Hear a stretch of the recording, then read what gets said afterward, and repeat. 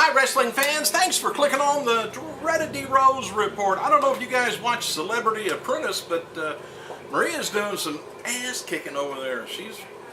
I think there's about one or two other women left, and that's her. She's a little bit conniving, I guess, and she's doing pretty good. Alright, say I got a little bit of a question too after I get done with the news here. On the telephone info line that I do every day also, there was a guy wanted to know who I thought was the top 5 wrestlers in TNA, WWE, wherever, that's still active. Not that's retired, not that's in history or whatever like that. Active members of any one of the federations, doesn't matter. Who is the top 5 best wrestlers? Not really talking about microphone, let's say not even really entertainment, just wrestling. Top 5. And who's the bottom 5? Still active. Not, don't count Shawn Michaels and things like that. He's retired supposedly. So leave it on the down below there on the comment.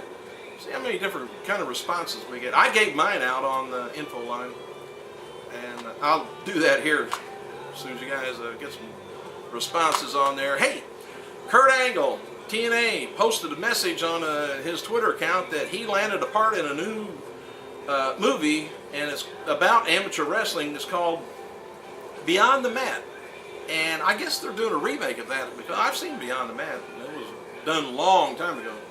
But anyway, I don't understand people are doing it or what. Angle also has said he has plans to wrestle for a few more years while he's continued developing his acting career. I don't know how that's going to go, but got to do something after maybe 10 years of wrestling. Alright, last night's, now I don't know if you knew this or not, but last night's Impact Wrestling, Jeff Hardy took a huge fireball to the face at the hands of Beer Money's James Storm. TNA censored the footage that aired on TV, stating that it was too graphic and censors wouldn't let it air. Jeff Hardy's girlfriend Beth wrote on the, I guess their Twitter account, that Jeff Hardy was badly burned during that spot, enough to blister and peel. And she also added that Jeff got singed near his eyes and forehead and lips. In other words, that's his face, I think. Anyway, and hopes that he's never asked to do something like that again. I guess. I haven't watched TNA yet. I watched WWE so far. As reported earlier, WWE, by the way, I don't know if you caught this or not, is moving to the Sci-Fi Channel this fall, and probably is going to spell an end to the company's new NXT show on the cable network. While there's talk that the series has been canceled, WWE reported not ready to pull the plug yet and currently seeking a new home for the show. And according to PWIinsider.com, that WWE has preliminary discussions with the Bravo cable network, which also is a part of the NBC Universal family, I guess, along with USA and Sci-Fi, and there's also a possibility of airing the show on WWE.com. Alright, my opinion, I'll tell you a little bit more about this in a second. But anyway, my opinion, major mistake. I think they're pedaling backwards, and WWE is going to be their own worst enemy. It's not going to be TNA, but you shouldn't be. When you start jumping shows around like TNA is doing, this time, this day, that day, normally on network shows, when they start moving network primetime shows around, that means it's not doing good. And that's getting close to being this way. But putting it on, I don't think there's very many shows, very many households get the Sci-Fi network. I know there's a few, but just don't think that'd be a good idea. But what do I know?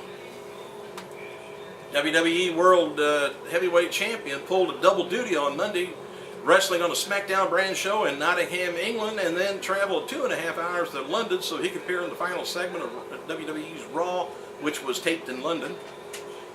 In a network press release, I'm back to this again, WWE confirms that SmackDown will join its Sci-Fi channel on October 1st. Please make a note of it. Didn't see the time yet. Resulting in, I don't know when October 1st is. I guess I ought to look, see what day of the week it is. And it says resulting in NXT leaving the Sci-Fi schedule. I'll have to look, see. I don't have no calendar over here. As of press time, however, WWE is not operating as if NXT series will be completely ending in October. According to various reports, the WWE is going to be shopping NXT to other networks and hoping to resurfacing in a new cable broadcast partner for the series. New episode of WWE NXT airs Tuesday night. Last week's show, by the way, posted a series low amongst the 18 to 49. See, all they got to do is WWE just ask us. Don't go by creative. Don't go by, oh, we're going to try this and that. Run it by us first before you go blowing a bunch of damn money and doing silly ass shows like that. I done told you.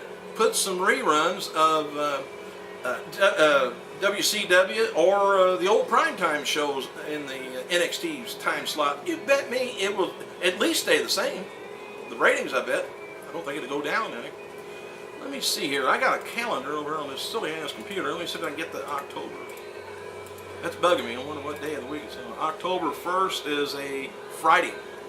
So that's not taking NXT's time slot. Alright. Pardon me. Brock Lesnar. This is kind of a little bit of breaking news here. Brock Lesnar told ESPN recently that he would be open to hosting WWE's Monday Night Raw. Lesnar said, I wouldn't be opposed to it. It says, I'm still focusing on my fighting right now. But if the opportunity, arises someday, he said, I never say never. So I don't know what he's talking about. We're not going to have another Goldberg versus Brock Lesnar at WrestleMania next year, are we? Didn't go good last time. Anyway, WWE will tape NXT Superstars and SmackDown this afternoon at the O2 Arena in London.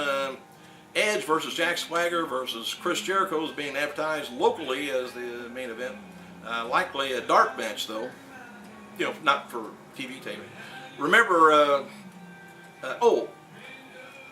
for what it's worth, the Honky Tonk Man, of all things, said on his Facebook that Christy Hemming's new 3-year contract with TNA is worth $175,000 a year.